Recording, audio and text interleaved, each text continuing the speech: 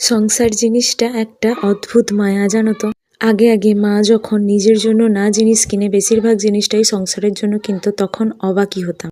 মেলায় গেলে বা কোথাও গেলে কোনোদিনও নিজের জন্য জিনিস খুব কম কিনে বেশিরভাগ জিনিসটা সংসারের জন্য কিনতো। এই ধরো মেলায় গেলে কাপ প্লেট কেনা, ঘর সাজানোর জিনিস কেনা, তখন ভাবতাম যে নিজের জন্য কিছু কেনে না কেন, মায়ের কি কিছু কেনার মতো জিনিস নেই? আর এখন বুঝি যে সংসার কি একটা অদ্ভুত মায়া।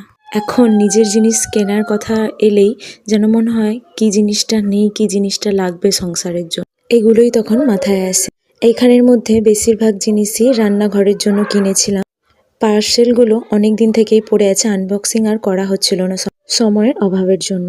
আর এই দেখো, তোমাদের দাদাভাই আমাকে না জানিয়ে অ্যানিভার্সারির জন্য একটা গিফট দিয়েছিল। আসার পর বলেছিল জিনিসটা আমি অর্ডার দিয়েছি। এই যে কাস্টমাইজ ফটো ফ্রেম, অনেক দিন থেকেই না বানাবো ভাবছিলাম। আর তোমাদের দাদাভাই কোনো একটা ফেসবুক পেজ থেকে এটা অর্ডার দিয়েছিল। জিনিসগুলো কেমন হয়েছে অবশ্যই কমেন্টে জানিয়ে যেও কিন্তু।